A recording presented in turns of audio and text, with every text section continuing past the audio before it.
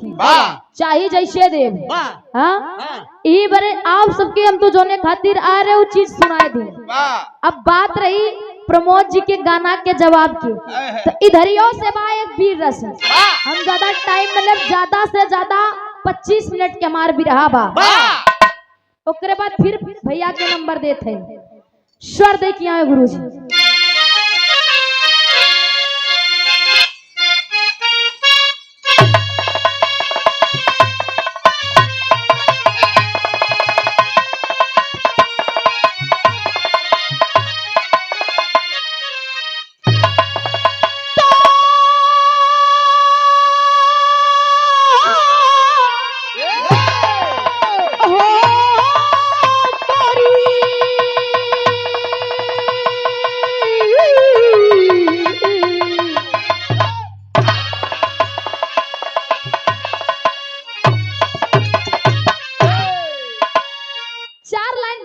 कहना बा गुरु जी।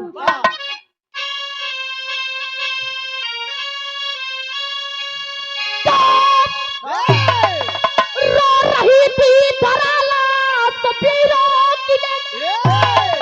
अरे पल की पैदी पे चढ़ने लगे नौट। भारत भूमि से गौरव तुम जाओ अभी, अरे हुंकार क्रांति का भरने लगे नौट। अरे लाश बिछने लगी, सांस रुकने लगी, अरे बस आजादी की चाहत जिगर में, अरे जैसे सिको वतन से तुम जाओ मेरे, अरे शोक सागरों में भारत की धरती।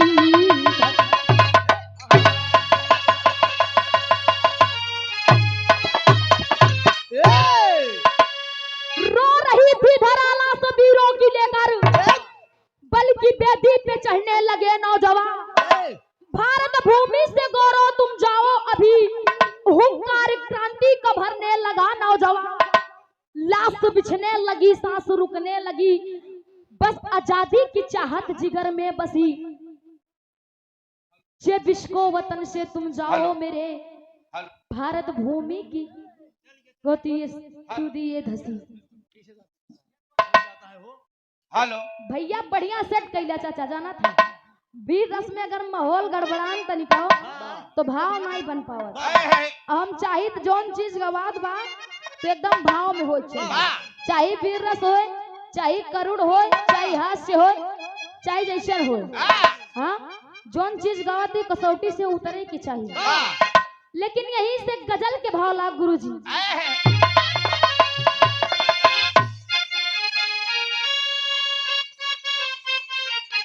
क्या बात है,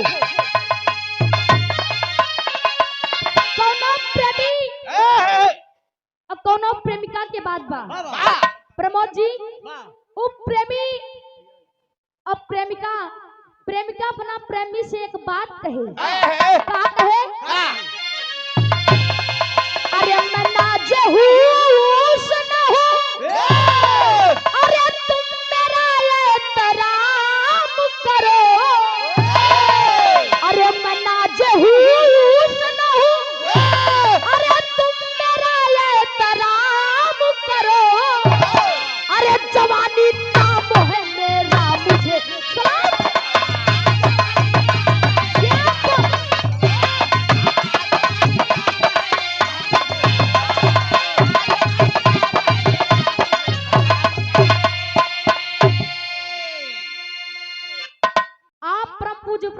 आप श्री दिलीप साधु भिखारीपुर की पावन धरती से दादाजी की तरफ से 101 रुपए का महान आशीर्वाद पहुंच हुई के पेलगी बा, आशीर्वाद की चाहबा। लेकिन जब इतनी बतिया वो प्रेमिका अपना प्रेमी से कहे तब प्रेमियों कहे का,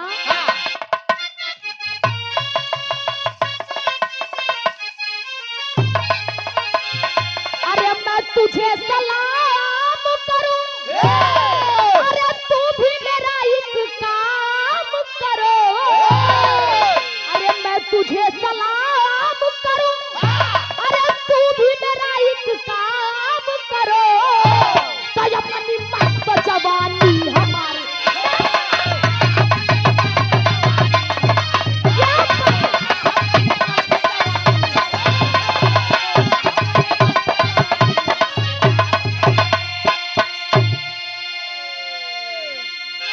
लेकिन ही के भाव में हमारे कवि जी इस भारतवासियों के लिए एक बात लिखे। क्या?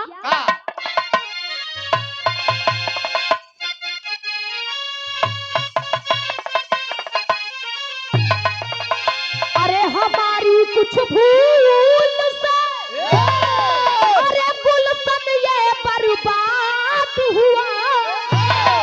अरे हमारी कुछ भूल से अरे गुलशन ये बर्बाद हुआ। अरे जवानी जाग पड़ी चोट जिंदा हुआ। क्या बात!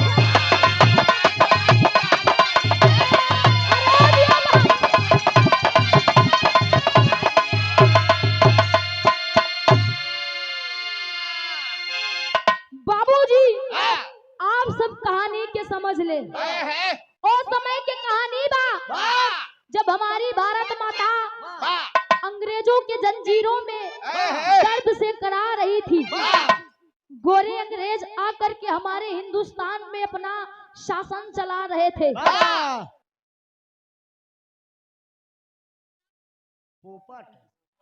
आदरणीय परम पूज्य परम श्रद्धेय आप श्री इस्लाम पोपट मुंबई की पावन धरती से भैया जी की तरफ से 101 रुपए का महान आशीर्वाद, बहुत बहुत प्रणाम भैया के। तब गुरु जी जौहरी के भाव में लिखे का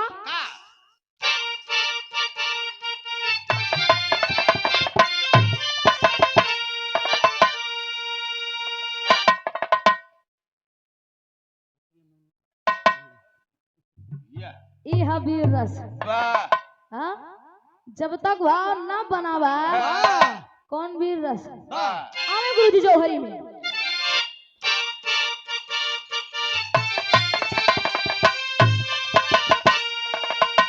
अरे धरती अंबर तारा सागर नीर बहार गोरा लंदनवार भारी जुल्म है भार जय घोष कांच काबू निकल पड़े रणरंग साहब देती दुर्गा बाहों पे बजरंग लेकर रहूं आजाद बैरी को फटकार गूंज रही थी गोली फांसी पे चढ़ जा मातृभूमि के खातिर अपना जान।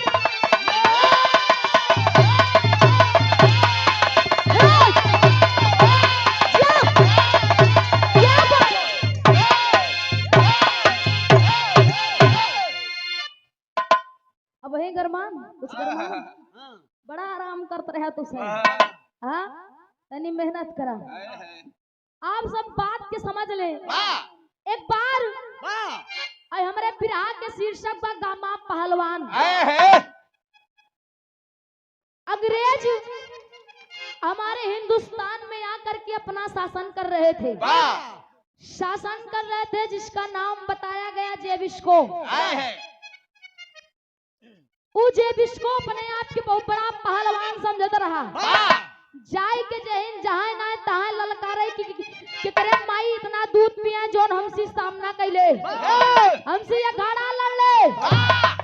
बाबूजी रोज रोज ही बतिया जब सुने इतना वो बलवान रहा कि देशवासी केहू की हिम्मत न होए कि जाय के जेबिस्को से पहलवानी कर ले।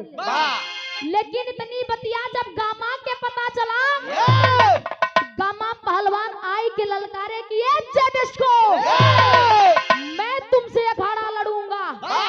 मेरी माँ ने इतना दूध पियाया है अगर तुझे पटक करके ना या फिर से लंदन भेज दिया तो मेरा भी नाम गामा पहलवान नहीं। लेकिन यहीं से गुरु जी तर्ज लगा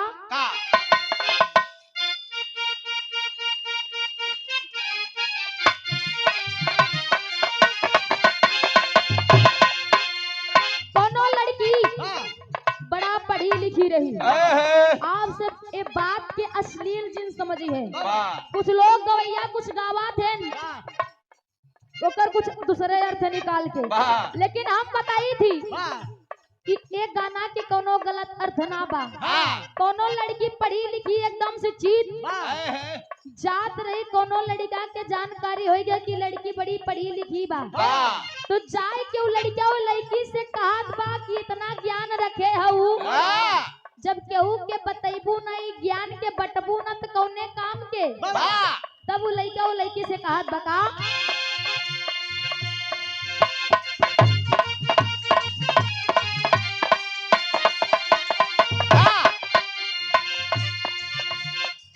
बाटा बाटा गोरी बाटा ले 1000 पैबू।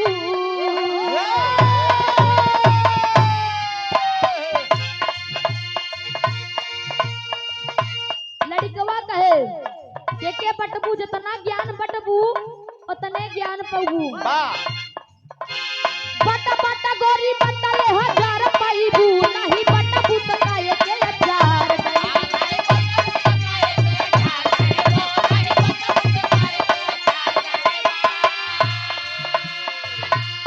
लेकिन ही के भाव में कवि जी हमने लिखा था का लानन से गोरा पहलवान आइल बा।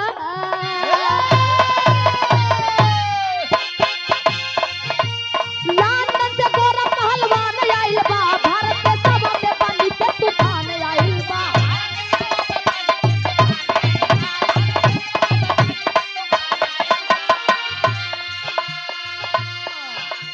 पूरे देश में शोर होगा कि लंदन से एक पहलवान है बच्चे का नाम जेबिस्को बतावा गवा, बड़ा उत्पात मचाए बा। लेकिन पहले बंद हुआ का गुरुजी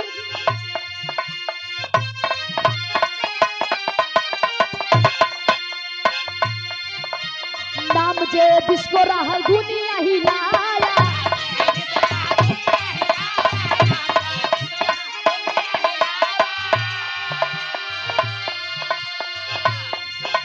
सभी पहलवानों को रण में हराया।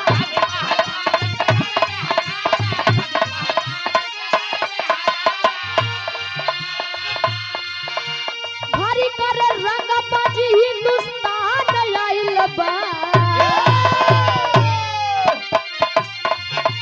भारी कर रंग हिंदुस्तान आइल बा, भारत के सभा में पानी के तूफान आइल बा।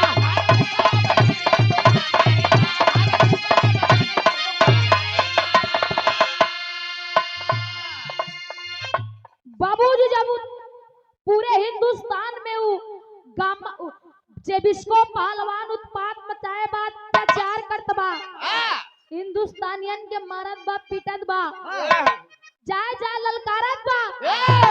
जब जे गामा पहलवान की बात पता चला तो जाए के जेबिस्को पहलवान के सामने ललकार के कहे अरे ललकार उठे गामा पहलवान, भारत का गौरव जिंदा है। जब बाज पवन से टूटता है बचता नहीं परिंदा है। जेबिस्को वतन से जाओ मेरे, लड़ना तुझे सिखाऊंगा, नहीं वतन को झुकने दूंगा, रण में धूल चटाऊंगा। कहे गामा पहलवान है जेबिस्को, मैं लास्ट बार वार्निंग दे रहा हूँ, अभी मैं जिंदा हूँ, अपने देशवासियों के लिए मैं हूँ। लास्ट बार वार्निंग दे रहा हूँ, मेरा देश मेरा भारत छोड़ के आप लंदन चले जाओ, नहीं तो इतना मार मारूंगा कि तुम्हारी हड्डी पसली तुम्हारे लंदन वाले पहचान नहीं पाएंगे। यही के भाव में गुरुजी तर्ज बदलिया।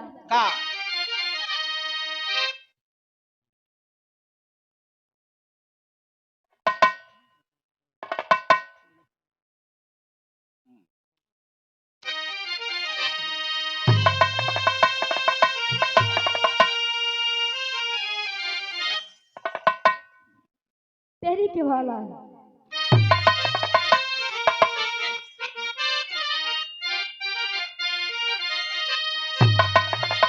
भारत का पानी जाई कैसे, अरे भारत आँख का पानी जाई कैसे गरजत तहस में आके नाहर हिंदुस्तानी यारे पानी यारे ललकार दिए गामा पहलवान। जब गामा पहलवान ललकार देन तो जे बिस्को कैस कैस हमका कमजोर जाना था बिना तो से लड़े ना जाबे अब रण में अपन मुंह छुपाई के भागी तना है। तब होत का गुरुजी यहीं से भाव बदल गया।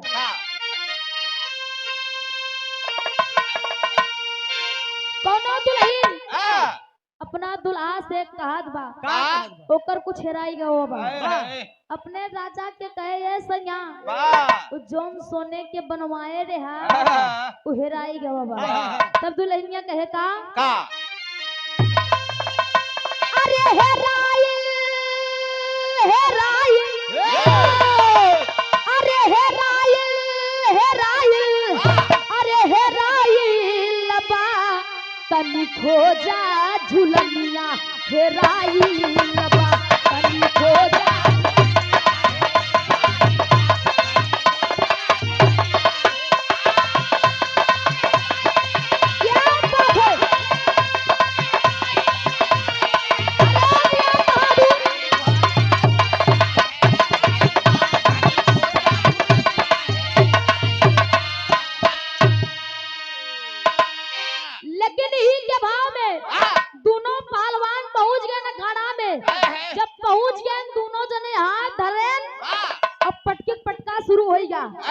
काना बा गुरुजी अरे धराई धराई अरे धराई धराई अरे धराई लबा दुनो बीरवन के कुश्ती धराई लबा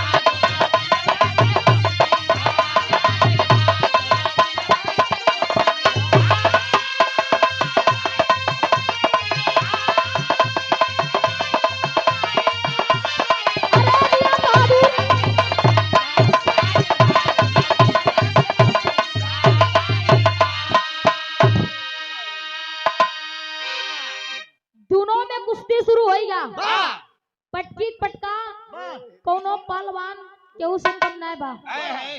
दाए गामा पहलवान जे बिस्को के ऊपर दाए जे बिस्को गामा पहलवान के ऊपर ऐसे धीरे धीरे होत होत कईयो दिन बीत गया।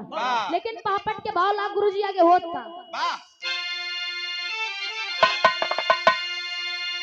अरे दाव तेज में दोनों थे भरपूर दूर ना मंजिल बा अरे दाव तेज में दोनों थे भरपूर दूर ना मंजिल बा अपने मद में दोनों थे मगरूर दूर ना मंजिल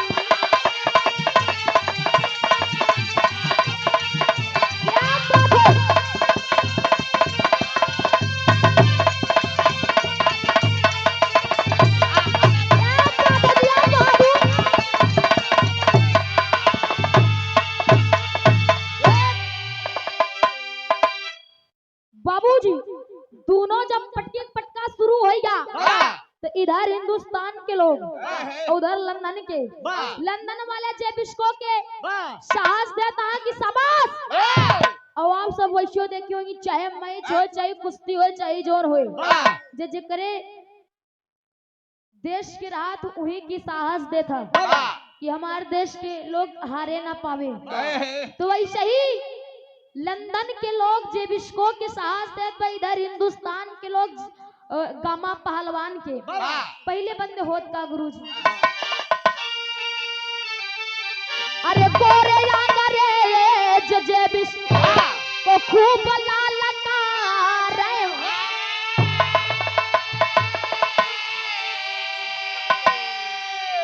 गामा जी को देशवादी खूब हुमकार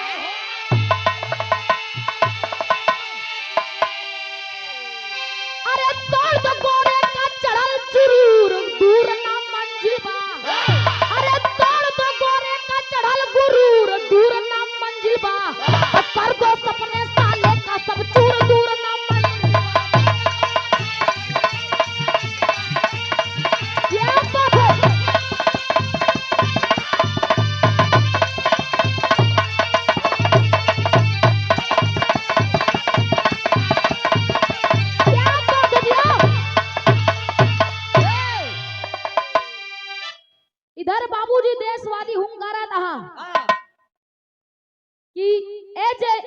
गामा पहलवान आज इस गोरे के अंदर जितना गुरूर है, जितना घमंड है, चूर चूर कर दो। उधर लंदन के लोग ललकारत बा, लेकिन आगे होत का गुरुजी अलग के भाव लग।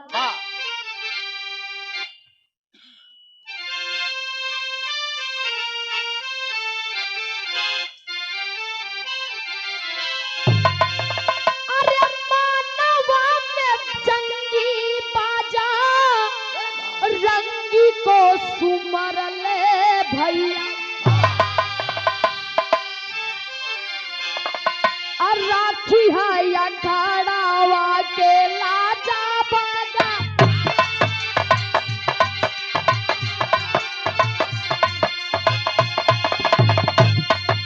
हाथावा मिला ले भाई के केहू दूसरा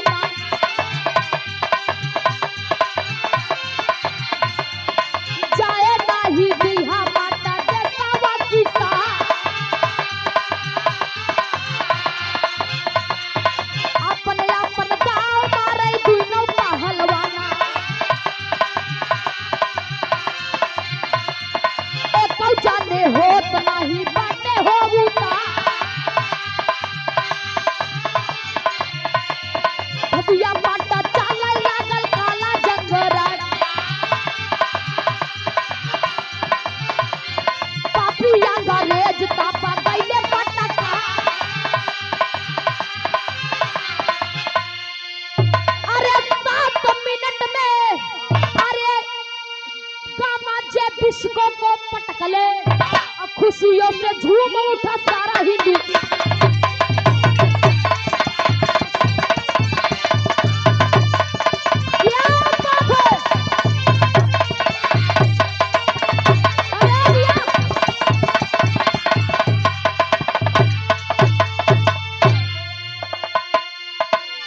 बाबूजी पटकी पटका हो लाग पटकी पटका होते हो तो कामा पहलवान जे बिस्कोक पटक दे जाई के जब पटक के छाती पे चढ़ के बैठ गए तब तुरंत जे बिस्को हाथ जोड़ ली कि हमके छोड़ दा हमार जान बख्श दा हम ही हिंदुस्तान छोड़ के चला जब कबो लौट के ना आऊ। इतने में पूरा हिंदुस्तान जय जयकार होकर लाग यही से खड़ी के भाव लाग गुरुजी।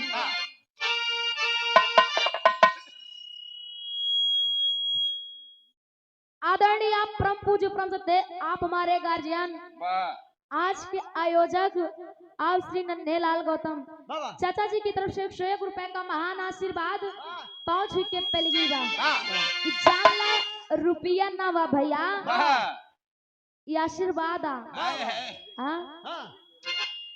लेकिन खड़ी के भाव में गुरुजी कहना पा आगे होता। अरे विश्व को चैंपियन हराए जब गामा पहलवानवा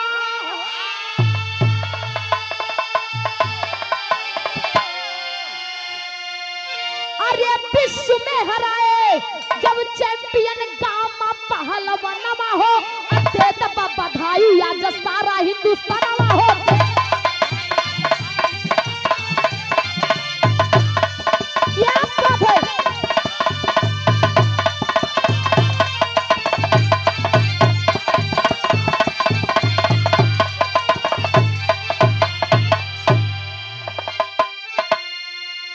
बाबूजी जितना हिंदुस्तानी रहे सब आई के कामा पहलवान के गोदी में उठाए के जय जयकार लगावे लाग और हुई बगलिए में जे लंदन वाला रहे गोरे सबकर मुंह लटक गा पहले बंद होत का। अरे आगे अंग्रेज लोग मुंह लटका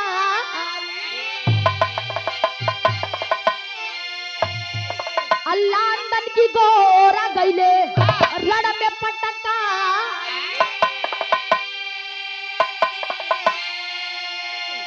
अरे टूटल बजे बिस्को के अरे सारा गुमनावा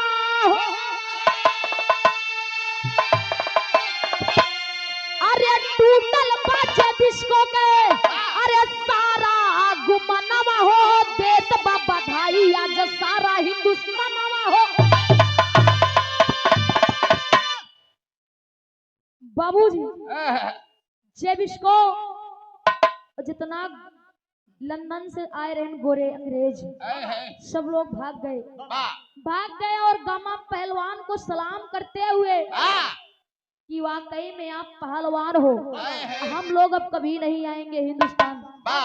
लेकिन लास्ट में बिटिया अपने गुरु घराने का परिचय देता, कौने फुलवारी से है, कौने फुलवारी के फूल है, कौने गुरु घराने से ताल्लुकात रखा था। का स्वामी गुरु बिहारी रमन ब्रिजलाल जी गया।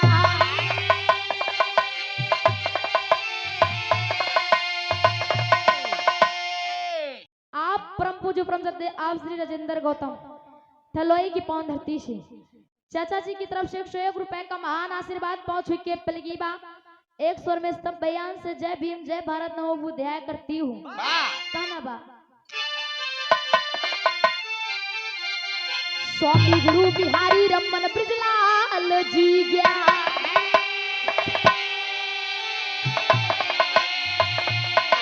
अरे कभी जब प्रसाद की कलम पर सतरंग नूरा,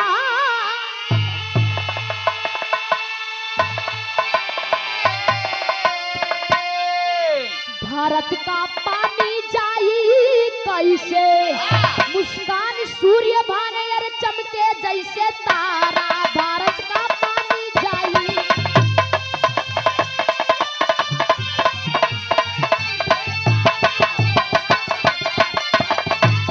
क्या बात है?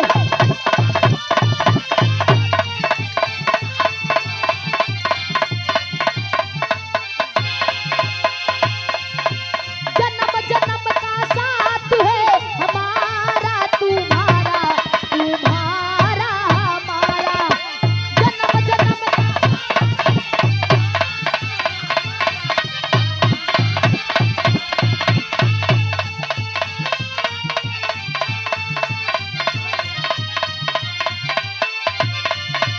अगर न मिलता इस जीवन में, अगर न मिलता इस जीवन में, लेते जन्म दोबारा, जन्म जन्म का साथ है हमारा तुम्हारा, तुम्हारा हमारा, जन्म जन्म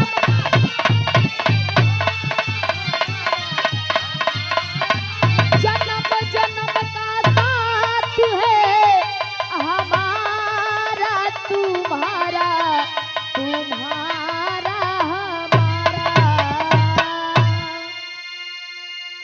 अब आप सब भैया उधर से आनंद ले।